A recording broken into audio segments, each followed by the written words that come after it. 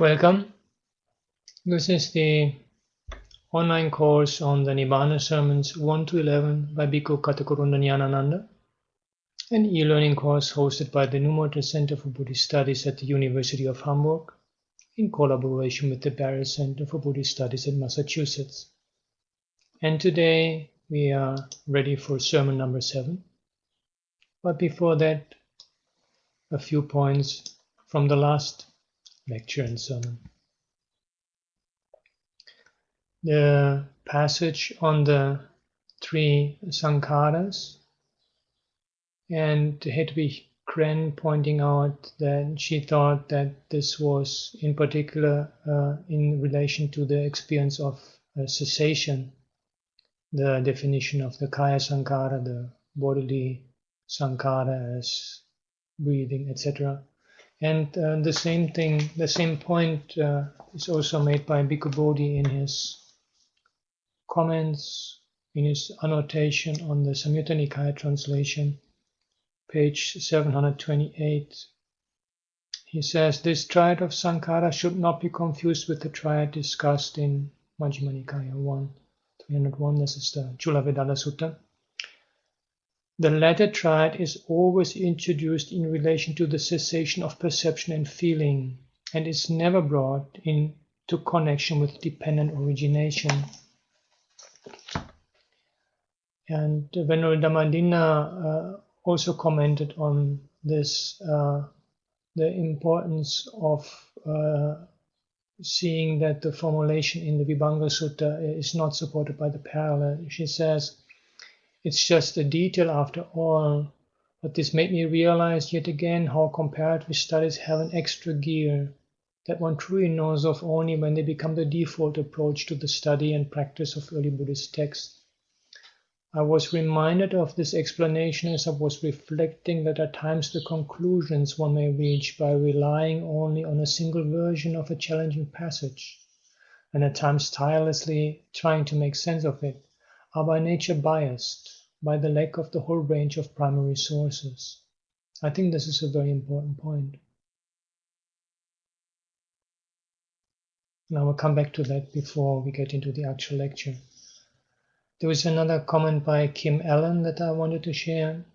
She said she was struck by the profundity of the dog thinking that it looks because the image is there, and when in fact it sees it only because it looks. Immediately a line from Adyashanti, admittedly another tradition, came to mind. You think that you resist things because they are there, but actually they are there because you resist them. For me, this clicked into place the notion of the glue of attachment, or equally of resistance, being the necessary ingredient to assemble fabrications. And then there was a comment on the reference to Sankitena Panchupadana Khandha Dukkha, the 5 grasping groups are dukkha, by Leonard. He says, what has always struck me in this is that in the Pali text the word dukkha is used as an adjective, not a substantive, of which Venerable Bodhi's translation is suggestive.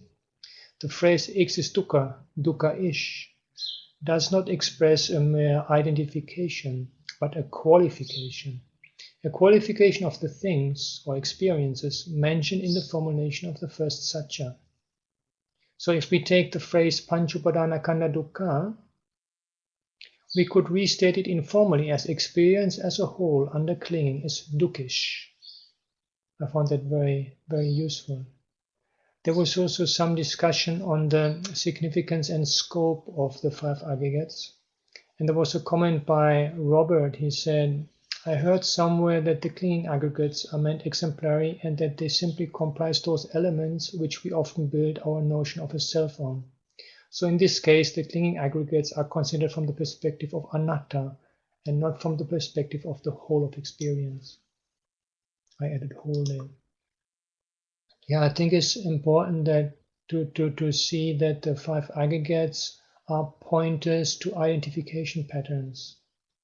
And so they do comprise the entire gamut of what we might be identifying with, but I don't think they are meant to provide a complete map of the type we get later in the Abhidharma traditions. And this is significant insofar as is particularly the aggregate of sankharas, which we have been talking about in the last sermon, really has this very strong point towards volition and mental conditioning. And it is precisely out of the slightly misleading attempt in later tradition to turn the five aggregates into a complete map of the entire gamut of experience that this aggregate of formations of sankharas becomes a header under which any type of mental factor, whatever it is being included, and thereby it somehow loses its practical meaning. It becomes anything that is not feeling, perception, or consciousness. All that goes under sankhara.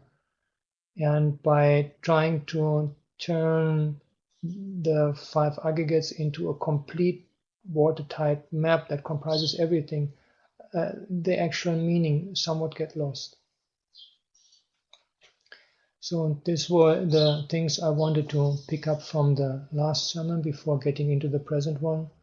And in line with what Venerable Dhammadinna said about the importance of looking at the parallel versions, I just wanted to make a brief statement to provide a slight background to what I will be presenting in relation to Sermon 7.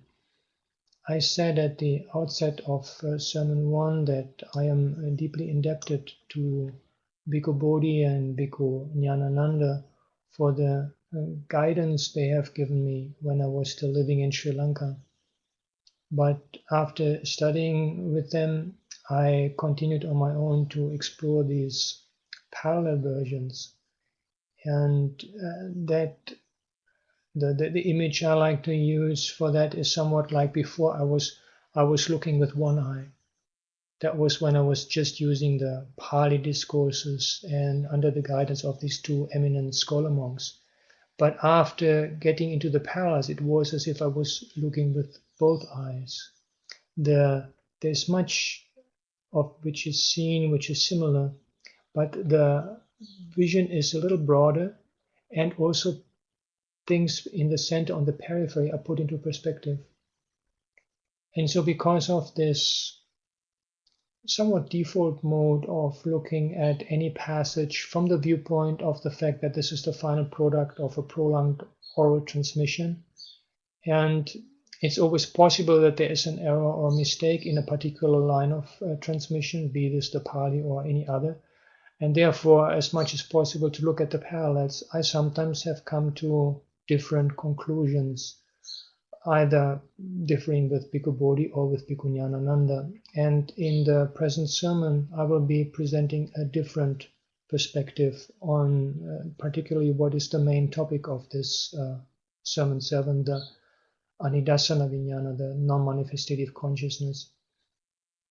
And I would just like to put on record that this is not in any way meant as a form of disrespect or lack of gratitude to Bhikkhu Ñāṇananda or to Bhikkhu Bodhi when I disagree with him, but this is simply the perspective that emerges from taking into account the parallels.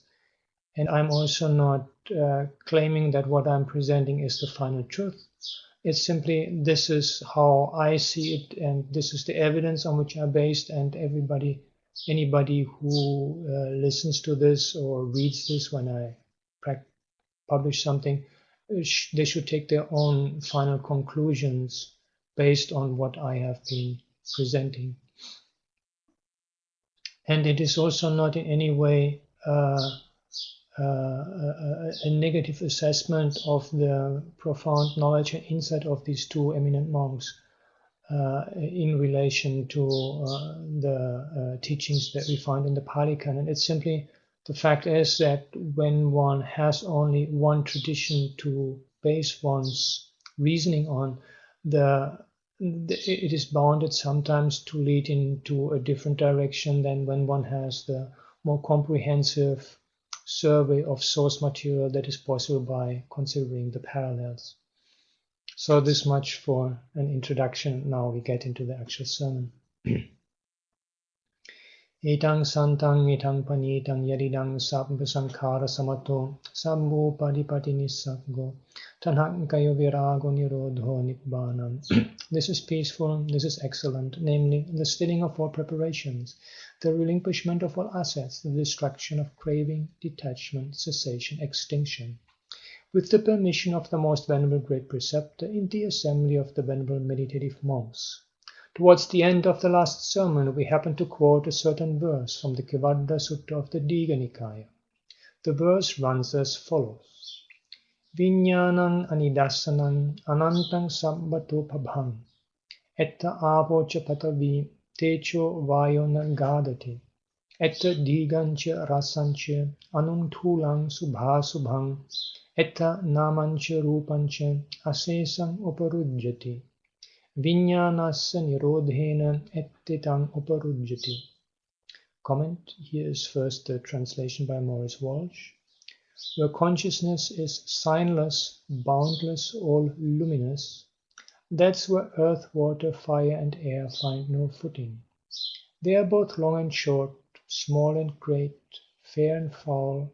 Their name and form are wholly destroyed. With the cessation of consciousness, this is all destroyed. Now the Ceylonese, the Sri Lankan, and the PTS edition have pahang instead of pabhang. The Pali English Dictionary explains that paha has the sense of being accessible. And there's also the comment that it is not at all improbable to take pahang as from pajahati, pajahang, meaning giving up entirely. And I've also put here the entry by Monia Williams on the related pradha. Now, in Maurice Walsh's translation, which I just quoted, he follows pabhang, but pretty much all other translators that follow pahang. This is the case for Rice Davids, and also for the two German translations by Neumann and Franke. Then the passage in question has been studied in detail by Kerr Norman in an article, and he, based on examining the commentary explanations by Buddhaghosa, comes to the conclusion that an earlier version, perhaps the earliest version of the epithet, had the form sabbato paha. I'm not going to read all of this. It's just for those of you who want to follow it up.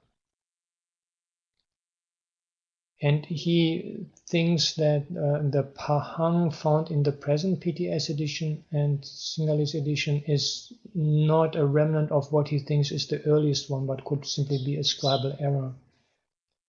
But so what comes up from what I have presented so far is simply that there is much more support. The translators, and based on the commentary, it seems there is quite a number of scholars who think pahang is more probable than pabhang. And this is also what emerges from considering the parallels. Here, first I have the Sanskrit fragment parallel, and the reading supports pahang. Then there is the Tibetan parallel. It also supports pahang. And it also has a reference to cessation at the beginning of the quote, which is a little puzzling, but it's interesting when we come to the Chinese parallel. The Chinese Dirgha Agama actually has pabhang, it has luminosity. However, it says that in relation to this luminous consciousness, that it is the cessation of that consciousness, which brings about the cessation of the four elements. So it has a very, very different sense from the Pali, even though it is the only version that actually follows the pabhang, the sense of luminosity, instead of pahang, which could either mean some sort of like spread out accessibility or giving up, letting go. Then we have a quote in the Mahavibhasha, a sutra quote, and it also supports pahang. And then we have quotations in the Ratnavali in Tibetan and Chinese, and these also do not have the notion of luminosity. So what emerges from the parallel version, as a summary, the sense of luminosity, bhabhang, is probably due to a later change. A presumably more original reading of pahang, at times understood to convey nuances of accessibility or of being spread out, could also be a reference to the cessation of consciousness. In fact, the only version, the Dirgha Agama in Chinese, that supports the sense of luminosity follows this right away with a reference to the cessation of such a luminous consciousness as the condition for the cessation of the four elements. The Tibetan also has a reference to cessation in the part immediately preceding the line in question. End of comment. The other day we could give only a general idea of the meaning of this verse in brief, because of the question of time. Today we propose to attempt a detailed explanation of it. To start with, we purposely avoid rendering the first two lines, which appear as the crux of the whole verse. Taking those two lines as they are, we could paraphrase this verse as follows. It is in a consciousness that is Anidassana, Ananta and Sabbatopabha that earth, water, fire and air do not find a footing. It is in this consciousness that long and short, fine and coarse, and pleasant and unpleasant, as well as name and form, are kept in check. It is by the cessation of consciousness that all these are held in check. Let us not try to sort out the meaning of the difficult words in the first two lines. First of all, in the expression Vijñānam Anidassanam, there is the term Anidassana. The meaning of the word Nidassana is fairly well known. It means illustration. Something that throws light on or makes clear is called Nidassana. This is the basic sense. We find an instance of the use of this word, even in this basic sense, in the first Kosala Sutta among the 10s of the Anguttara Nikaya. It is in connection with the description of Abhibhayatana, basis of mastery, where there is a reference to contemplation devices known as kasina. It is said that even the flax flower can be used initially as a sign for kasina meditation. A flax flower is described in the following words. Umma puppang nilang nilavannang nila nidassanang nila nibhasang, which may be rendered as the flax flower, blue, blue-colored, manifesting blue, shining blue. Nila Nidassanam suggests that the flax flower is an illustration of blue color, or that it is a manifestation of blue. Anidassana could therefore be said to refer to whatever does not manifest anything. In fact, we have a very good example in support of this suggested sense in the Kakachupama Sutta of the Majjhima Nikaya. There we find the Buddha putting a certain question to the monks in order to bring out the simile. Monks, suppose a man comes with crimson, turmeric, indigo or carmine and says, I shall draw pictures and make pictures appear on the sky. What do you think, monks? Could that man draw pictures and make pictures appear there? Then the monks reply, Ayanhi bante akasu arupi anidassana. Tattha na sukarang rupang likhitung rupa phatu bhavang katung. This Sky Lord is immaterial and non-illustrative. It is not easy to draw a picture there or make manifest pictures there. Comment, translation by Ñāṇamoli. Suppose a man came with crimson, turmeric, indigo or carmine and said, I shall draw pictures and make pictures appear on empty space. What do you think, bhikkhus? Could that man draw pictures and make pictures appear on empty space? No, Venerable Sir. Why is that? Because empty space is formless and non-manifestative. It is not easy to draw pictures there or make pictures appear there. And here, translation of the Madhyama Agama parallel. It is just as if a painter or painter's apprentice were to come along carrying various colors and say, I will trace forms and images in empty space and adorn them with these colored paints. What do you think? Will that painter or that painter's apprentice be able, by this means, to trace forms and images in empty space and adorn them with colored paints?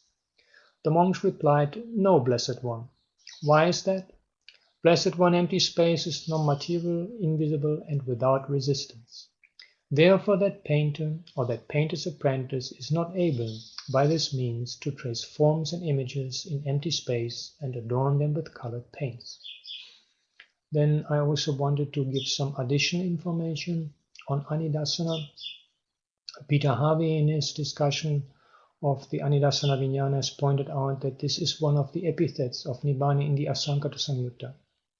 And I find it significant that the Samyutta Agama Pal does not include Anidassana in its list of epithets of Nibbāna. End of comment. Here we have the words in support of the above suggested meaning. The sky is said to be Arupi Anidassana, immaterial and non-illustrative. That is why one cannot draw pictures there or make pictures appear there. There is nothing material in the sky to make manifest pictures. That is the sense in which it is called Anidassana in this context. Let us now see how meaningful that word is when used with reference to consciousness as Vijnānam Anidassana. Why the sky is said to be non-manifestative we could easily understand by the simile. But how can consciousness become non-manifestative? First and foremost, we can remind ourselves of the fact that our consciousness has in it the ability to reflect. That ability is called paccavekkhana, looking back. Sometimes the Buddha has given the simile of the mirror with reference to this ability, as for instance in the Ambalattika Rahulovada Sutta of the Majjhima Nikaya. In the Ananda Sutta of the Khanda Samyutta, also he has used the simile of the mirror. In the former sutta preached to the Venerable Rahula, the Buddha uses the simile of the mirror to stress the importance of reflection in regard to bodily, verbal, and mental action. In our last sermon, we gave a simile of a dog crossing a plank over a stream and looking at its own reflection in the water. That too is a kind of reflection. But from that we can deduce a certain principle with regard to the question of reflection, namely, that the word stands for a mode of becoming deluded as well as a mode of getting rid of the delusion. What creates a delusion is the way that dog is repeatedly looking down from his own point of view on the plank to see a dog in the water. That is unwise reflection born of non-radical attention, ayoniso manasikara. Under the influence of the personality view, sakkaya ditthi, it goes on looking at its own image, wagging its tail and growling. But wise reflection born of radical attention, yoniso manasikara, is what is recommended in the Ambalattika Rahulovada Sutta with its thematic repetitive phrase paccavekkhitva, paccavekkhitva, reflecting again and again. Wise reflection inculcates the Dhamma point of view. Reflection based on right view, samma ditthi, leads to deliverance. So this is the twin aspect of reflection. But this we mention by the way. The point we wish to stress is that consciousness has in it the nature of reflecting something, like a mirror. Now Vijnānam Anidassanam is a reference to the nature of the released consciousness of an arahant. It does not reflect anything. To be more precise, it does not reflect a nama rupa or name and form. An ordinary individual sees a nama rupa when he reflects, which he calls I and mine. It is like the reflection of that dog, which sees its own delusive reflection in the water.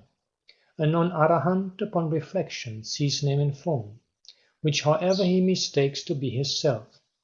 With the notion of I and mine, he falls into delusion with regard to it. But the arahant's consciousness is an unestablished consciousness. We have already mentioned in previous sermons about the established consciousness and the unestablished consciousness. A non-arahant's consciousness is established on name and form. The unestablished consciousness is that which is free from name and form and is unestablished on name and form. The established consciousness upon reflection reflects name and form, on which it is established, whereas the unestablished consciousness does not find a name and form as a reality. The arahant has no attachments or entanglements in regard to name and form. In short, it is a sort of penetration of name and form, without getting entangled in it. This is how we have to unravel the meaning of the expression Anidassana Vijñāna. By way of further clarification of this sense of Anidassana, we may remind ourselves of the fact that manifestation requires something material. That is obvious even from that simile picked up at random from the Kakachupama Sutta. As for the consciousness of the Arahant, the verse in question makes it clear that earth, water, fire and air do not find a footing there. It is because of these four great primaries that one gets the perception of form. They are said to be the cause and condition for the designation of the aggregate of form. Chattaro ko bhikkhu mahabhuta hetu chattaro mahabhuta pachayo rupak khandhasya panyapanaya. The four great primaries, monk, are the cause and condition for the designation of the form group. Now the Arahant has freed his mind from these four elements. As it is said in the Dhatu Vibhanga Sutta, Patavi dhatuya chittang virajati. He makes his mind dispassionate with regard to the earth element. Apo dhatuya chittang virajati. He makes his mind dispassionate with regard to the water element. As he has freed his mind from the four elements through disenchantment, which makes them fade away, the Arahant's reflection does not engender a perception of form. As the verse in question puts it rather rhetorically, Etta apocha patavi techo vayona gadhati. Herein water and earth, fire and air find no footing. Here the word gadhati is particularly significant. When, for instance, we want to plumb the depth of a deep well, we lower something material as a plumb into the well. Where it comes to stay, we take as the bottom. In the consciousness of the Arahant, the material elements cannot find such a footing. They cannot manifest themselves in that unplumbed depth of the Arahant's consciousness. Vijñānang anidassanang anantang sambatopabhang etta apo chapatavi techo vayona gadhati. Consciousness which is non-manifestative, endless and lustrous on all sides, it is here that water, earth, fire and air no footing find. It is precisely because the material elements cannot make themselves manifest in it that this consciousness is called non-manifestative. In the same connection, we may add that such distinctions as long and short, fine and coarse, and pleasant and unpleasant are not registered in that consciousness because they pertain to things material. When the consciousness is freed from the four elements, it is also free from the relative distinctions, which are but the standards of measurements proper to those elements. Let us now consider the implications of the term anantam, endless, infinite. We have already said something about the plumbing of the depth of waters. Since the material elements have faded away in that consciousness, they are unable to plumb its depth. They no longer serve as an index to that consciousness. Therefore, that consciousness is endless or infinite. It is endless also in another sense. With regard to such distinctions as long and short, we use the word relative. These are relative concepts. We even refer to them as conjoined pairs of terms. In worldly usage, they are found conjoined as long and short, fine and coarse, pleasant and unpleasant. There is a dichotomy about these concepts. There is a bifurcation. It is as if they are put within a rigid framework. When, for instance, we go searching for a piece of wood for some purpose or other, we may say, "This piece of wood is too long." Why do we say so?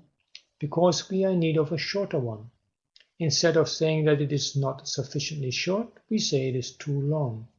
When we say it is too short, what we mean is that it is not sufficiently long.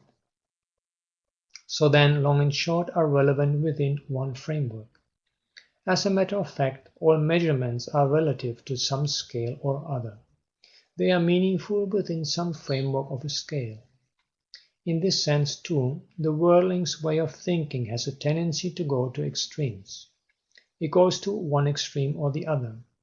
When it was said that the world, for the most part, rests on a dichotomy, such as that between the two views is and is not, this idea of a framework is already implicit. The worldling's way of thought end up in one extreme or the other within this framework. The Arahant transcends it. His consciousness is therefore endless, Ananta. There is a verse in the Pātāligāmiya Vagga of the Uddhana which clearly brings out this fact. Most of the discourses in that section of the Uddhana deal with Nibbāna, Nibbāna Patisamyutta, and the following verse too is found in such a discourse. Duddhasang anantang nama nahi sachang sudasanam patividdha tanha janatum passato nanti kinchanam. Comment. Translation by Ireland. The unaffected is hard to see. The truth is not easy to see. Craving is penetrated by one who knows. There is no obstruction for one who sees. The Burmese, the Ceylonese and the Siamese edition read Anattang, and the PTS edition reads Anattang. So the reading Anantang is only found as a variant, but not in any of the 4 editions. And the Chinese parallel, I have translated this here, difficult to see is the truth which is immovable. While contemplating and discerning it, one will observe the destruction of craving at its source. This is reckoned to be the end of dukkha. So the Chinese parallel also has no counterpart to ananta, and the corresponding term seems to be rather anenja, or perhaps it could be a misunderstanding of anatta, of bent, becoming immovable. So I think this is less probable.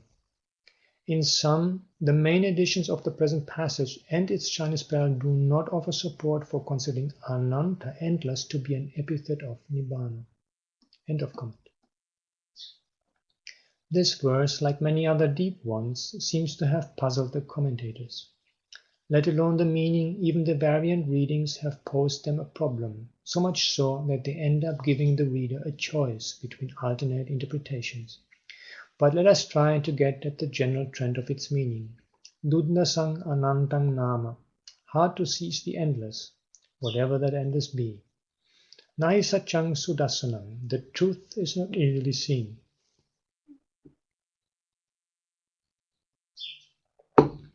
Which in effect is an emphatic assertion of the same idea. One could easily guess that this endless is the truth and that it refers to Nibbāna. Patividdha tanha means that craving has been penetrated through. This penetration is through knowledge and wisdom, the outcome of which is stated in the last line, Janato passato nanti kinchanam. To one who knows and sees there is nothing. The idea is that when craving is penetrated through with knowledge and wisdom, one realizes the voidness of the world. Obviously the reference here is to Nibbāna. The entire verse may now be rendered as follows. Hard to see is the endless, not easily it is to see the truth. Pierced through is craving, and not for him who knows and sees.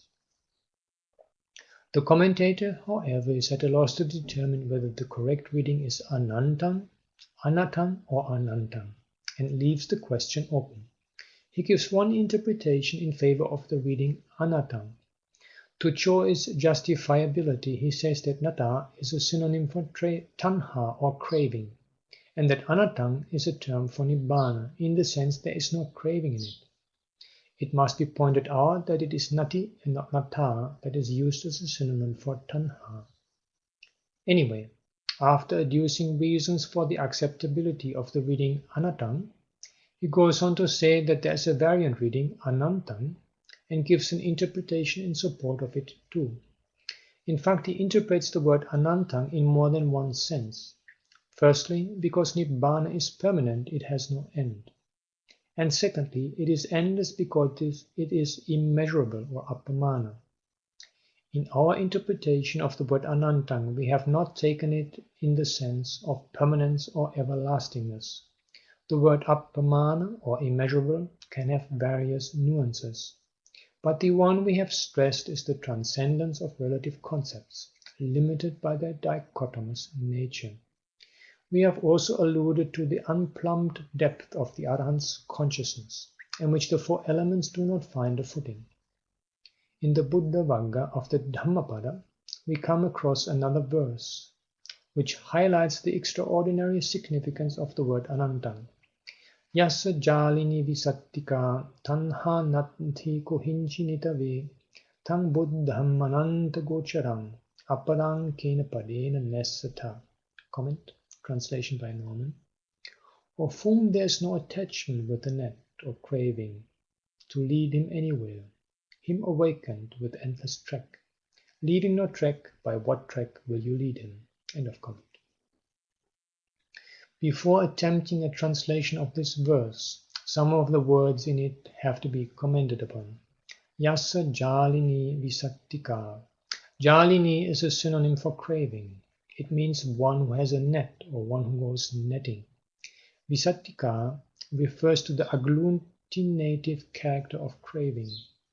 It keeps whirling, glued to objects of sense. The verse may be rendered as follows. He who has no craving, with nets in and agglutinates to lead him somewhere. By what track could that awakened one of infinite range be led, trackless as he is? Because the Buddha is of infinite range, he is trackless. His path cannot be traced. Craving wields the net of name form with its glue when it goes ranging. But since the awakened one has the endless as his range, there is no track to trace him by. The term Ananta Gocharang means one whose range has no end or limit. If, for instance, one chases a deer, to catch it, one might succeed at least at the end of the pasture. But the Buddha's range is endless, and his ranging leaves no track. The commentators seem to interpret this term as a reference to the Buddha's omniscience, to his ability to attend to an infinite number of objects. But this is not the sense in which we interpret the term here. The very fact that there is no object makes the Buddha's range endless and untraceable.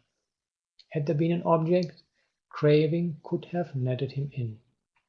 In support of this interpretation, we may allude to the following couple of verses in the Arahanta Vagga of the Dhammapada. Yesang sannichayo natthi ye pariññāta bhojana sunyato animitto cha vimokko yesa gocharo akase vasakuntanam gati tesang durannaya yassasava parikkina ahare cha anissito sunyato animitto swa vimokko yasa gocharo akase vasakuntanam parang tassa durannayam. Translation by K.R. Norman. Comment. Of whom there is no accumulation, who have knowledge of and have renounced food, whose realm is empty and unconditioned release. Their going is hard to follow, like that of birds in the sky. Whose asavas are destroyed, and who is not dependent upon food, whose realm is empty and unconditioned release. His track is hard to follow, like that of birds in the sky. End of comment. Both verses express more or less the same idea. Let us examine the meaning of the first verse. The first two lines are Yesang sannichayo natthi ye pariññāta bhojana, those who have no accumulation and who have comprehended their food. The words used here are charged with deep meanings. Verses in the Dhammapada are very often rich in imagery. The Buddha has on many occasions presented the Dhamma through deep similes and metaphors. If the metaphorical sense of a term is ignored, one can easily miss the point. For instance, the word sanicchaya in this context, which we have rendered as accumulation, is suggestive of the heaping up of the five aggregates. The word upacchaya is sometimes used with reference to this process of heaping up that goes on in the minds of the worldlings. Now this heaping up, as well as the accumulation of karma, is not there in the case of an arahant.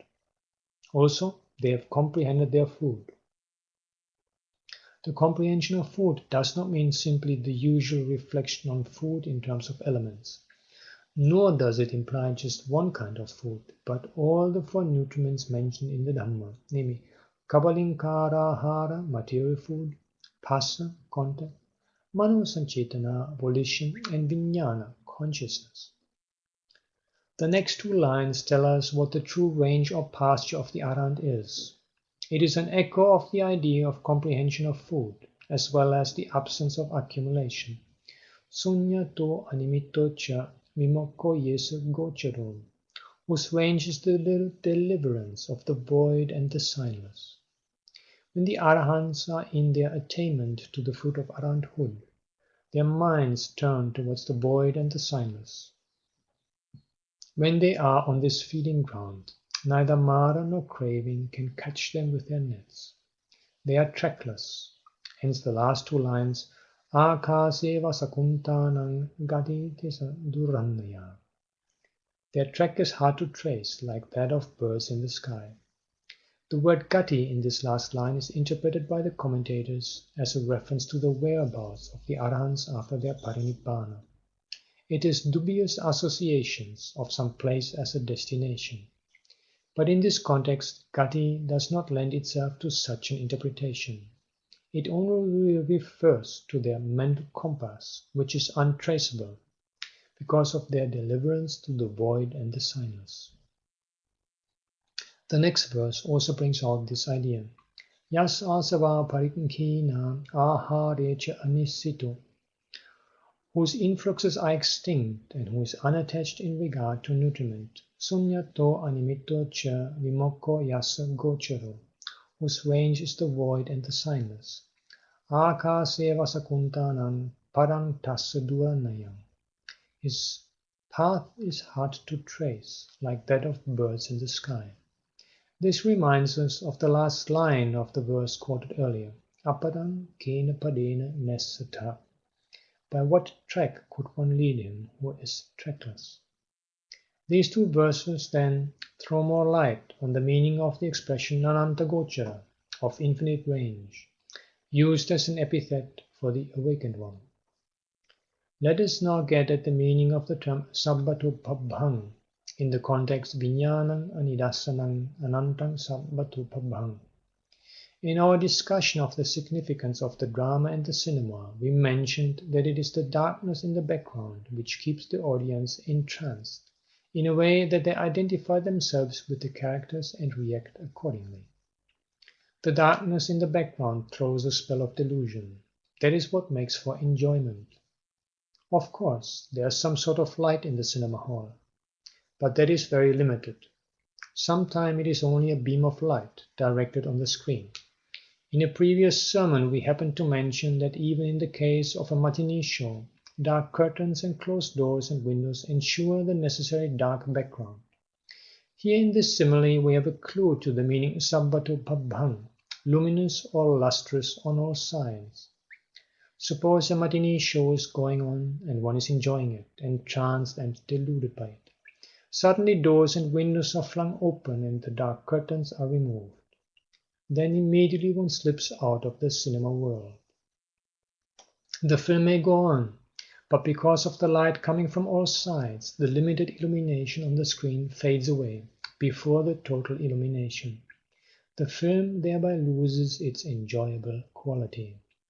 As far as consciousness or vijnana is concerned, it is not something completely different from wisdom, panya, as it is defined in the Mahavedalla Sutta. However, there is also a difference between them. Panya bhavitabba vijnanam parinyayam. Wisdom is to be developed, consciousness is to be comprehended. Here it is said that one has to comprehend the nature of consciousness. Comment: the Chinese and Tibetan paras do not have this particular statement. End of comment.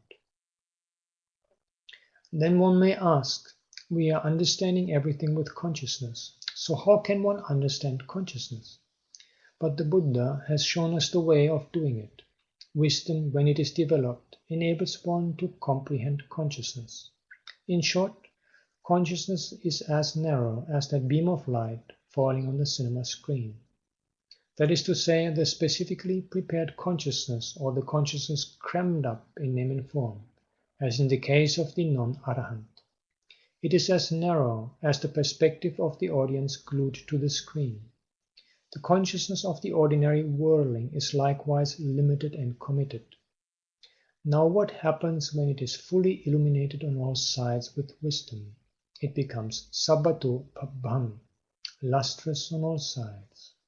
In that luster, which comes from all sides, the framework of ignorance fades away. It is that released consciousness, free from the dark framework of ignorance, that is called the consciousness which is lustrous on all sides, in that cryptic verse in question. This luster, associated with wisdom, has a special significance according to the discourses. In the Chatukka Nipāta of the Anguttara Nikaya, we come across the following sutta. Chattasso ima bhikkhave pabha, katama chattasso, chanda pabha, surya pabha, agi pabha, panya pabha. Imako bhikkhave chattasso pabha. Etat aggang bhikkhave immasang chattunnang pabhanang yadidang panya pabha. Monks, there are these four lustres. Which four? The luster of the moon, the luster of the sun, the luster of fire, and the luster of wisdom. These monks are the four lustres. This monks is the highest among these four lustres, namely the luster of wisdom. Comment, translation by Bhikkhu Bodhi. Because there are these four splendors. What four? The splendor of the moon, the splendor of the sun, the splendor of fire, and the splendor of wisdom. These are the four splendors. Of these four splendors, the splendor of wisdom is foremost. No parallel is known to this discourse to me. End of comment. Another important discourse, quoted quite often, though not always correctly interpreted, is the following. Pabhassarangidang bhikkave chittang, tanchako agantuke upakilise upakilittang, tanga suttava puttujjano yatha bhutang na pajanati. Tasma asuttavato puttujjana sachitta bhavana nanditi vadami. Pabhassarangidang bhikkave chittang, tanchako agantuke upakilise vipamuttang, tang suttava arya savako yatha bhutang pajanati. Tasma suttavato arya savakasa chitta bhavana nanditi vadami.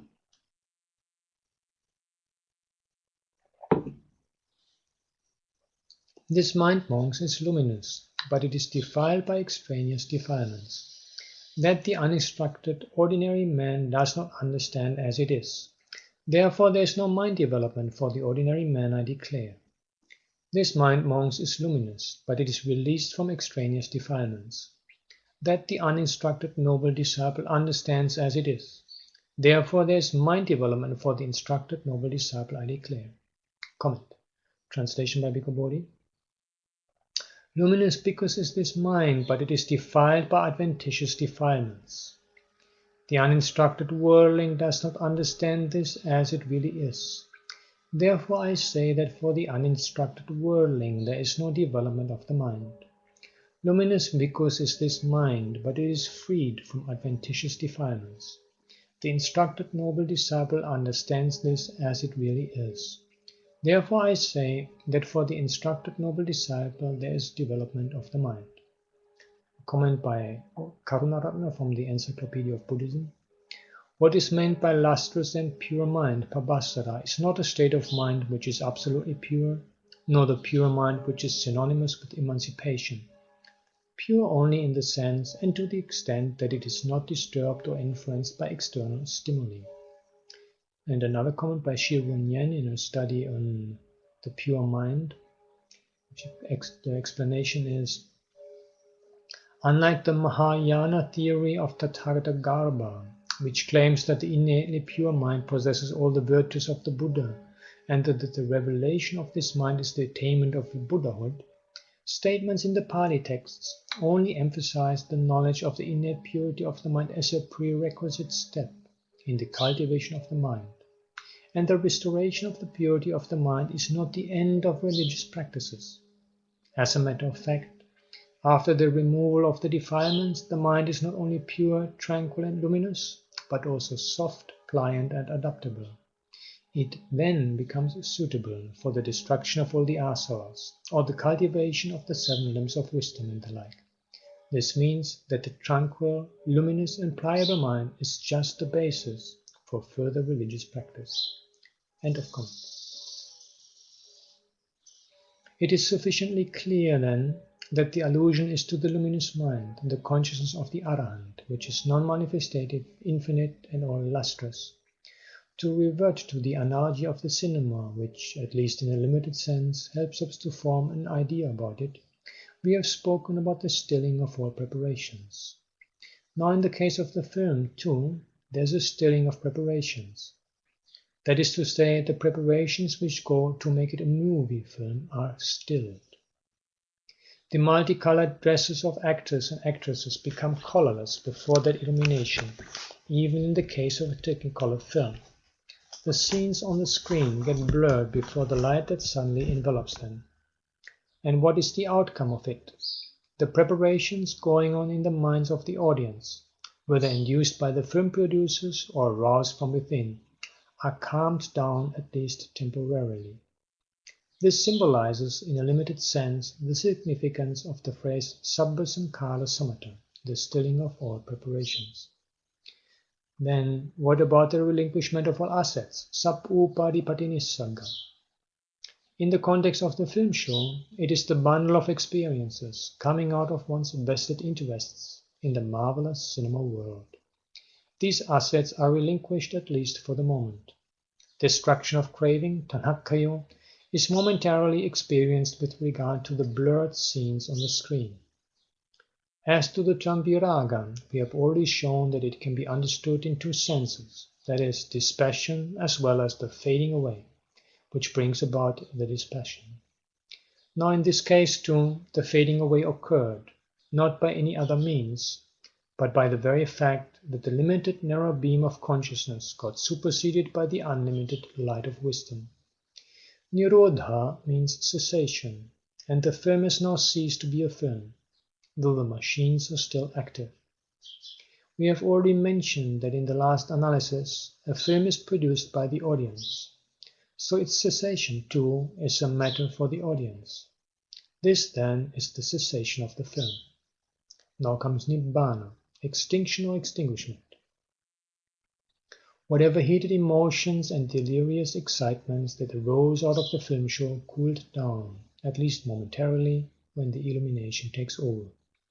This way we can form some idea, somewhat inferentially, about the meaning and significance of the term Sabbato Pabhang, with the help of this illustration based on the film show. So now we have tackled most of the difficulties to the interpretation of this verse.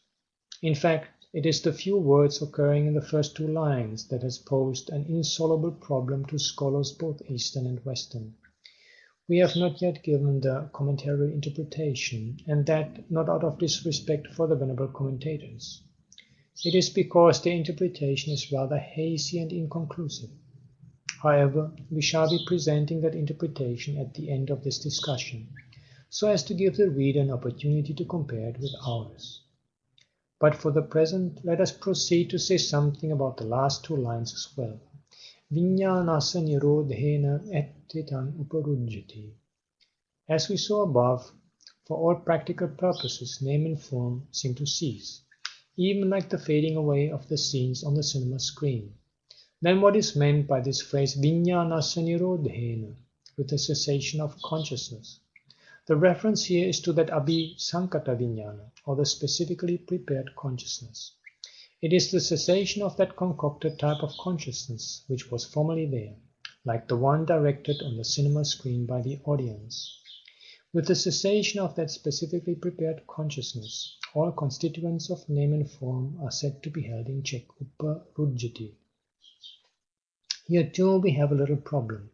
Generally, nirujjati and uparujjati are regarded as synonyms. The way these two verbs are used in some suttas would even suggest that they mean the same thing. As a matter of fact, even the Chula Nidesa, which is a very old commentary, paraphrases uparujjati by nirujjati, uparujjati iti nirujjati. Nevertheless, in the context of this particular verse, there seems to be something deep involved in the distinction between these two verbs.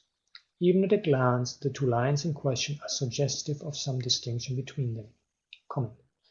I understand why Venerable Ñāṇananda, based on only having the Pali version at his disposition, distinguishes between two types of vijnana here and also distinguishes between uparujjati and nirujjati.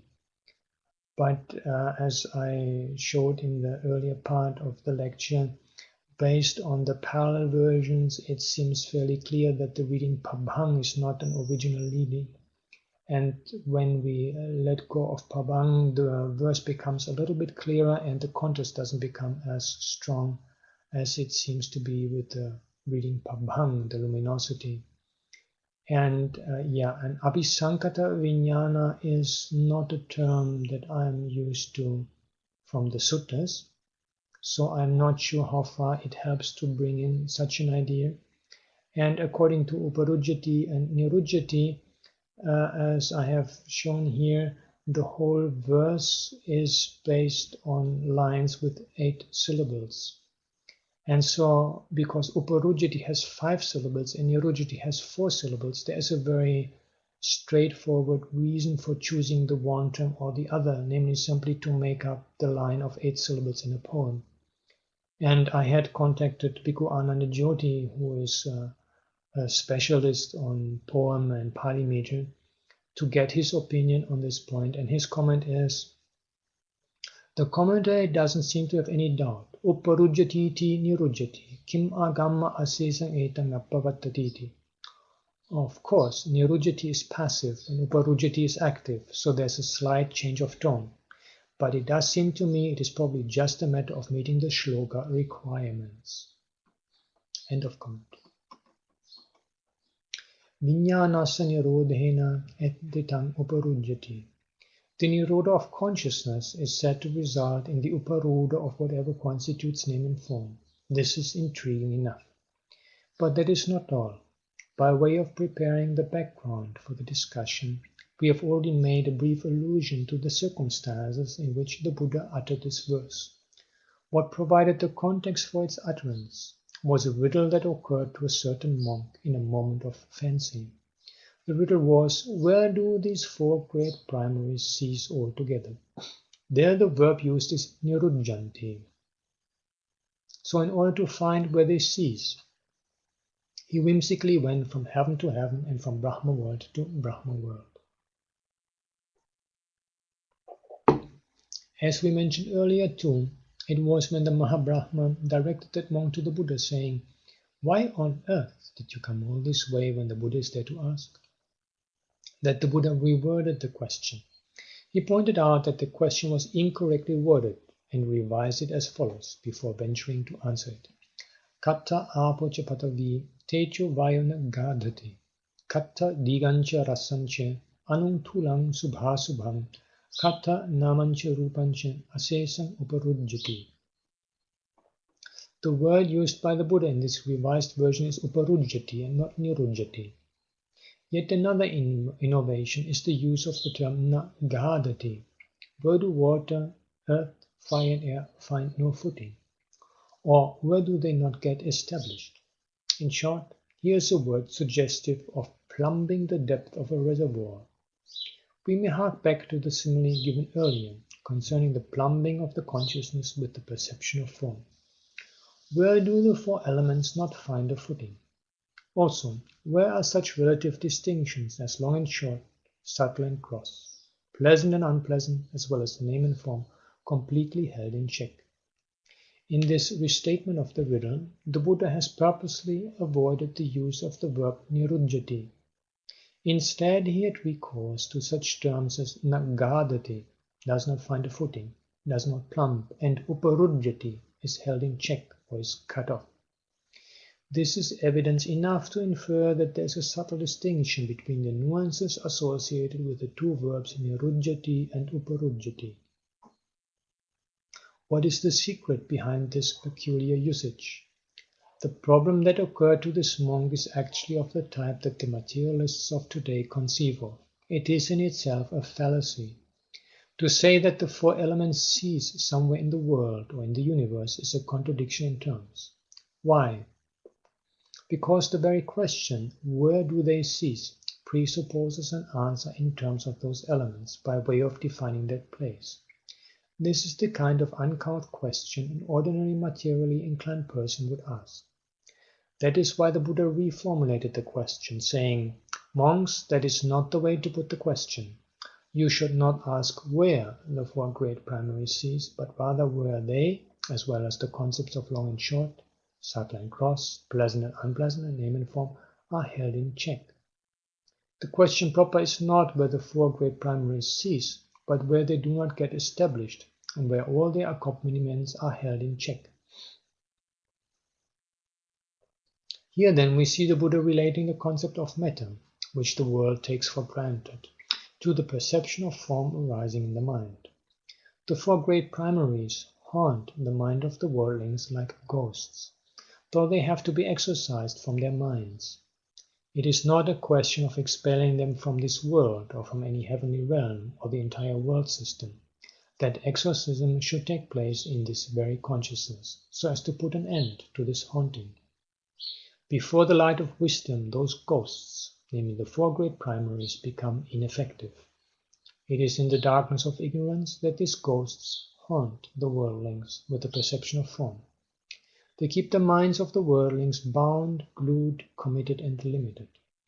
What happens now is that the specifically prepared consciousness, which was bound, glued, committed, and limited, becomes fully released, due to the light of wisdom, to become non-manifestative, endless, and lustrous on all sides. To sum up, we may render the verse in question as follows. Consciousness which is non-manifestative, endless, lustrous on all sides. Here it is that earth and water, fire and air no footing find. Here it is that long and short, fine and coarse, pleasant and unpleasant, and name and form are cut off without exception. When consciousness has surceased, these are held in check herein. Though we venture to translate the verse, we have not yet given the commentary interpretation of it.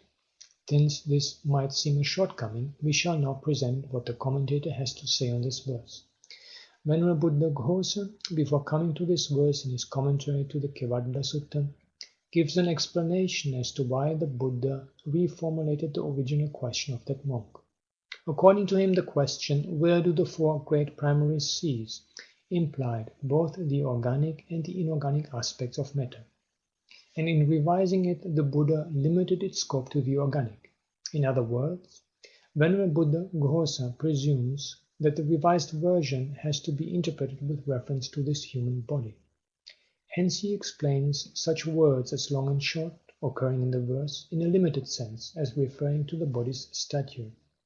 How facile this interpretation turns out to be, one can easily discern as we go on. Venerable Buddha Ghosa keeps on reminding the reader that the questions are relevant only to the organic realm. Upadinam eva sandhaya pucchati. So interprets the term dighancha rasancha, long and short, as relative distinctions of a person's height, that is, tallness and shortness. Similarly, the words anungtulan, subtle and gross, are said to mean the small and big in the size of the body. Likewise, subha and asubha are taken to refer to the comely and the ugly in terms of body's appearance. The explanation given to the phrase namancha rupancha is the most astounding of all. Nama is said to be the name of the person, and rupa is his form or shape. All this goes to show that the commentator has gone off at a tangent, even in the interpretation of this verse, which is more or less the prologue to such an intricate verse as the one in question. He has blundered at the very outset in limiting the scope of those relative terms to the organic, thereby obscuring the meaning of that deep verse. The significance of these relative terms, from the linguistic point of view, has been overlooked. Words like digang rasam and anungtulan do not refer to the stature and size of some person. What they convey is the dichotomous nature of concepts in the world.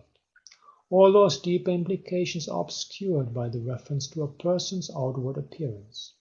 The confusion becomes worse confounded when namancha rupancha is interpreted as the name and the shape of a person. So the stage is already set for a shallow interpretation, even before presenting the verse beginning with Vijñāna and Anidasana. It is on such an unsound premise that the commentator bases his interpretation of the verse in question. We shall try to do justice to that exposition too. It might necessitate a fair amount of quotations, though it is difficult to be comprehensive in this respect. The commentator begins his exposition with the word vijñāna itself.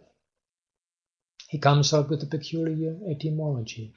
Vijñānanti tata vijñātabbanti, vijñāna nibbānasya nama, which means that the word vijñāna or consciousness is in this context a synonym for nibbāna in the sense that it is to be known, vijñātabbam. This forced etymology is far from convincing, since such a usage is not attested elsewhere.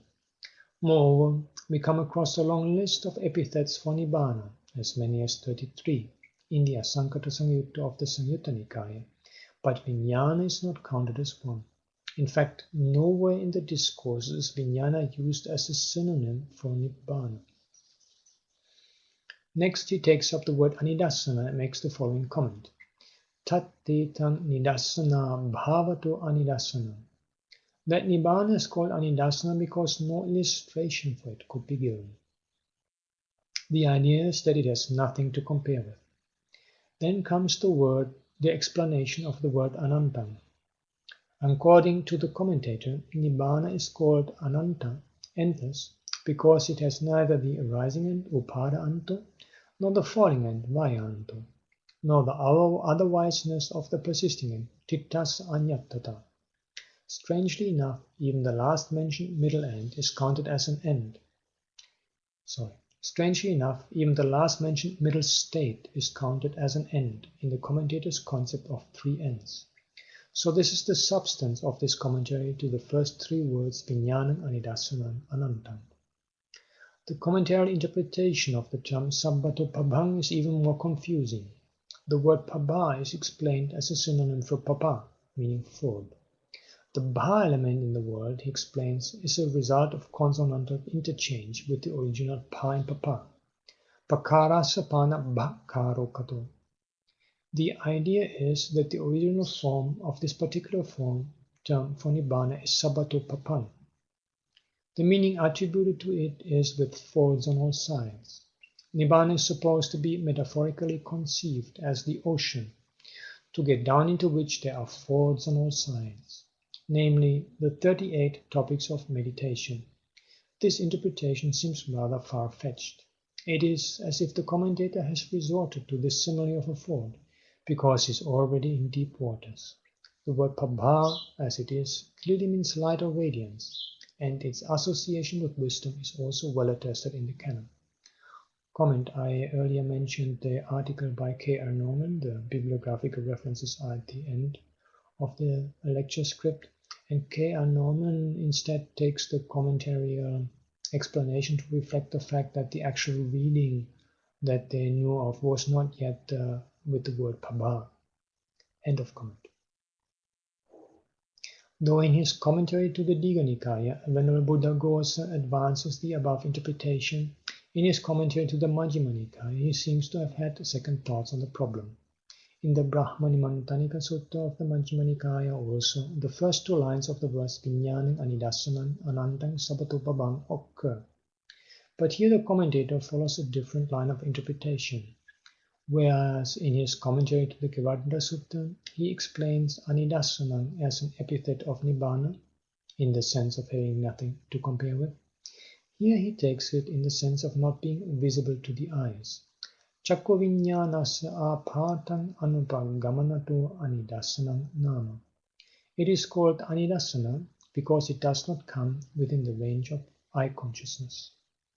In explaining the term sabbato pabhang, he suggests several alternative interpretations. In the first interpretation, he takes pabha to mean light or luster. Sabbato pabhangti sabbato pabha sampannam.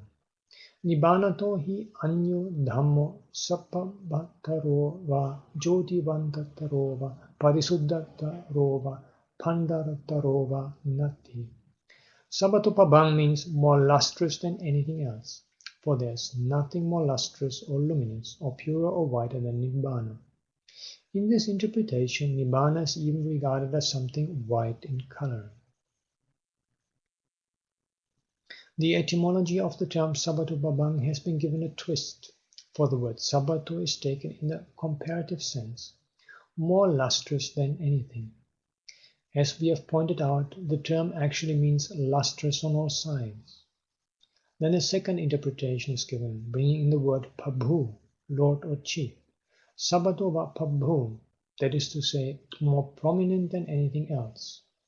In support of it he says, Asukadisaya nama Nibbāna naditi navatambam.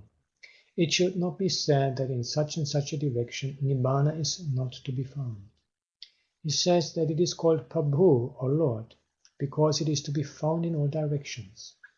Only as the third interpretation he cites the simile of the fourth, already given in his commentary to the Kevadda Sutta. What is the reason for giving so many figurative interpretations as alternatives to such a significant verse? Surely the Buddha would not have intended the verse to convey so many conflicting meanings when he preached it.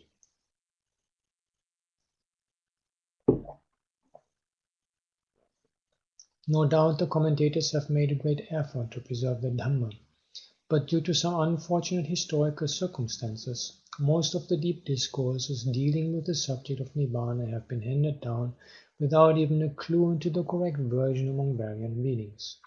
This has left the commentators nonplussed, so much so that they had to give us several vague and alternative interpretations to choose from. It is up to us to decide whether we should accept this position as it is, or try to improve on it by exploring any other possible means of explanation.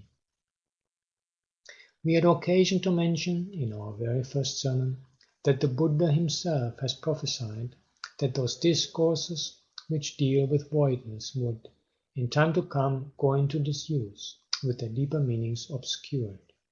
The interpretations just quoted go to show that already the prediction has come true to a great extent. The phrase we quoted from the Brahmanimantanika Sutta, with its reference to Anidasana Vijñāna, occurs in a context which has a significance of its own. The relevant paragraph therefore deserves some attention. It runs as follows. Vijñānaṁ anidasanam anantang sabbatu babhaṁ tang pataviya patavittena nanubhutaṁ apassa apattena nanubhutaṁ tichasa tichattena ananubhutaṁ vayasa vayatena nanubhutaṁ bhutanam bhutattena nanubhutaṁ devanam devattena nanubhutaṁ Pajapatisa Pajapatittena ananubhutam, Brahmanam Brahmatena ananubhutam, Abhasaranam Abhasaratena ananubhutam, Subhakinhanam Subhakinatena ananubhutam, Vyapalana Vyapalatte ananubhutam, Abhibhussa Abhibhuttena ananubhutam, Sabbasa Sabbatena ananubhutam. Consciousness which makes nothing manifest, infinite and all lustrous, it does not partake of the earthiness of earth, the wateriness of water, the fireness of fire, the airiness of air, the creaturehood of creatures, the devahood of devas, the Pajapatihood of Pajapati, the Brahmahood of Brahma, the radiance of the radiant ones, the Subhakinahood of the Subhakina Brahmas, the Vihappalahood of the Vihappala Brahmas, the overlordship of the overlord, and the allness of the all. Comment, translation by Ñāṇamoli. Consciousness, non-manifestating, boundless, luminous all round, that is not partaken of by the earthness of earth, that is not partaken of by the waterness of water, etc., that is not partaken of by the allness of all. Ñāṇamoli in another publication comments on this discourse. We could take Sabbato Babhaṁ to be made of Sabbato and contracted form of the present particle of Pahoti, Pabhavati, Paham. This ties up with the preceding Sabbato Abhiññāya Sabba Napahosi. However, the sense then required a suppressed negative, Sabbato Paham. The letters A and Ba are easily mistaken for each other in similes. In the Ceylonese, and this is my own comment, in the Ceylonese, Peters, and Siamese edition, the part that precedes the reference to Vijñānaṁ Anidasanam Ananda Sabbato Babhaṁ is spoken by Brahma. And it does not end with the quotative iti, nor does the quotative iti occur at the end of the present statement. Strictly speaking, it would have to be attributed to Brahma. Horner, in fact, translates the passage as something that is spoken by Brahma. Only the Burmese edition precedes this reference with iti. but it does not have an iti as the end to provide a transition to Brahma's claim that he will now disappear. So what I'm basically saying is that in the Pali editions, the non-manifestative consciousness is something spoken by Brahma, and it's only in the Burman edition that we have an indication before the passage that it is spoken by someone else, but not at the end of the passage, which would be required, because after that Brahma continues to speak. And if we look at the parallel in the Madhyama Agama, it's definitely spoken by Brahma.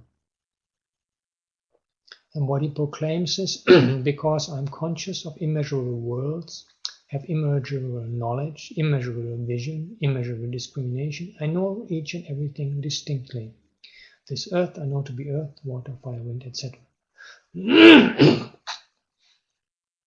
So in the Madhyama Agama passage uses counterparts to Ananta repeatedly, but it has no counterpart to Anidasana or to Pabha. And this leaves open two possibilities. Either these two qualifications were lost in the Madhyama Agama, or they were added in the Majjhima Nikaya, which could have been influenced by the Kevadda Sutta. The Madhyama Agama then continues with the Buddha's reply, which is, Brahma, if there is a renunciant or Brahmin who in regard to earth has a perception of earth as earth is me, earth is mine, I belong to earth, then, since he reckons earth as self, he does not truly know earth. In the same way for water, fire, etc. The implication appears to be that Brahma's claim to infinite consciousness and infinite knowledge still comes with the notion of the self, and for this reason is not true knowledge. The same sense could also be applied to the Pali version, on following the three editions which do not have iti either before or after the passage in question, thereby conveying the impression that it should be attributed to the same speaker, namely to Brahma. Understood in this sense, Brahma would claim to have an anidasana vijnana that is so aloof that it does not partake of the earthness, etc. of the various things listed. These had just before been mentioned by the Buddha as something he had direct knowledge of, yet did not take any stance in relation to earth, etc. In reply, Brahma would then take up this point by saying, Sachikote marisa sabbasa sabate nananubhutan mahevati rittakang eva ahosi tuchakang eva ahosi. If you do not partake of the allness of all, may it not be vacuous and empty for you. This would then presumably lead over to Brahma's claim regarding what indeed does not partake of the earthness, etc. allness, namely the anidasana vijnana. In order to prove the superiority of his claim, Brahma would next try to vanish from the Buddha's vision.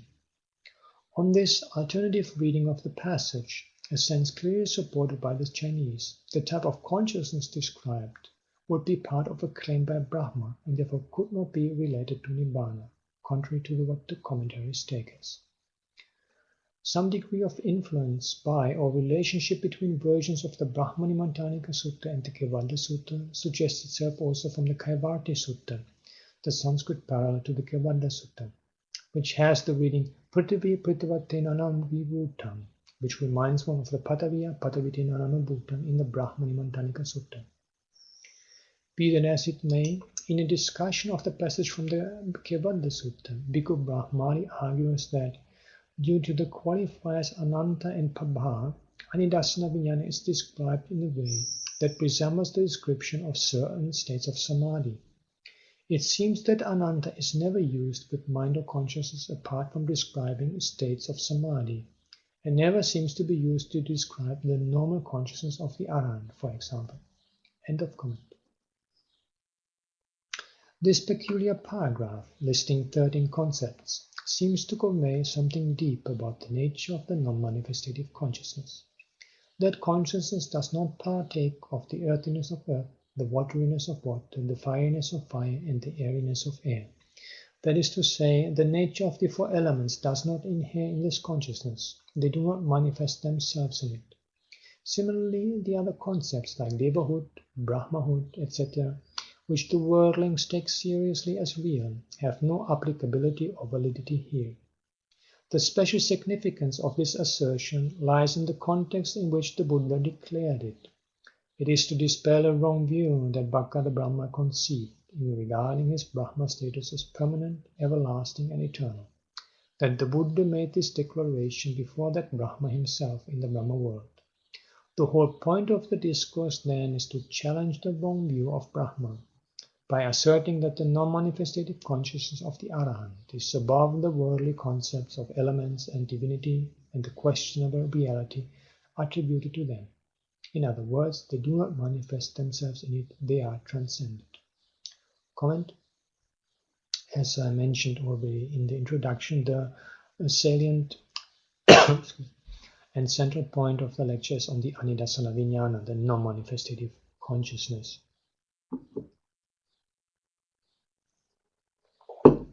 And based on my consultation of the parallels, I have a few points that I would like to make as a starting point for further discussion.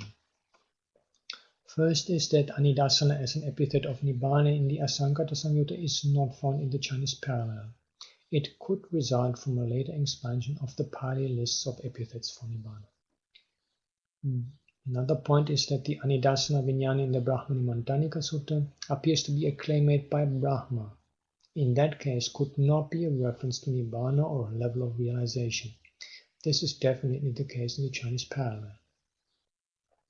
Another point is that the qualification of the Anidassana Vijnana in the Kevada Sutta as luminous, pabang, is less probably an original reading as evident from a survey of parallels and quotations in later texts. In fact, a consciousness that is non-manifestative, in the sense of no vision or seeing, dasana manifesting, does not fit naturally with the presence of luminosity, at least as long as this is something visible and not just intended metaphorically.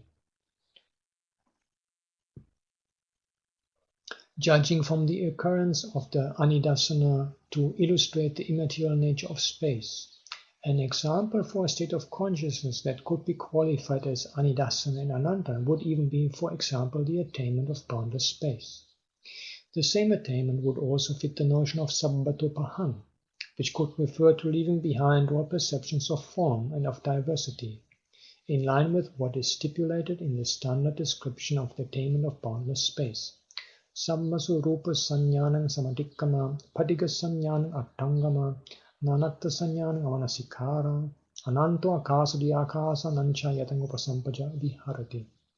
This would indeed be an experience where the four elements find no footing, but it would not be one in which name and form cease. As already suggested by Bhikkhu Brahmali, the verse in the Kevada Sutta could be understood as providing two answers to two questions. First question, where do the four elements not get a footing? Second question, where do name and form cease? A problem is that the Pali formulation with its recurrent etta reads a bit awkward with this interpretation, and it would be more natural to read it as a single answer. This is the case for the Dirgha Agama parallel, the only version to refer to luminosity. Here it is precisely the cessation of the luminous consciousness that results in the cessation of the four elements. Another suggestion, the qualification pabasara elsewhere in the early discourses seems to refer to experiences of concentration through absence of the hindrances, not necessarily involving insight or levels of awakening. I have surveyed this in my first book on Satipatthana. The same holds for the other qualifications of ananta, endless. Thus, a condition of inner luminosity could be attained through, for example, the light kasina, which would also be an endless experience. And the last comment, whatever may be the final word on the exact implications of the introductory line Vijnana Anidassana Anantang Sabbatopahan or Pabang, the main import of the Kevada Sutta seems to be that the monk was mistaken in searching in the heavens for a location where the four elements cease. The Buddha clarified that the inquiry should rather be where the four elements do not find a footing, and where dualistic concepts usually apply to matter, length, short, etc. cease. This takes place when, with the cessation of consciousness, name and form cease. The journey of the monk through heavenly realms, presumably representative of meditative cultivation leading up to deep concentration, did not lead him to the final goal. The Buddha clarifies that this requires the experience of the cessation aspect of dependent arising, in particular the cessation of consciousness and name and form. Yes, and here's just bibliographical information for all the different academics I quoted, except for the standard translation of the Pali discourses. So thank you very much for your attention, and I'm very curious to see what the points that have come up with this sermon and my comments will raise in terms of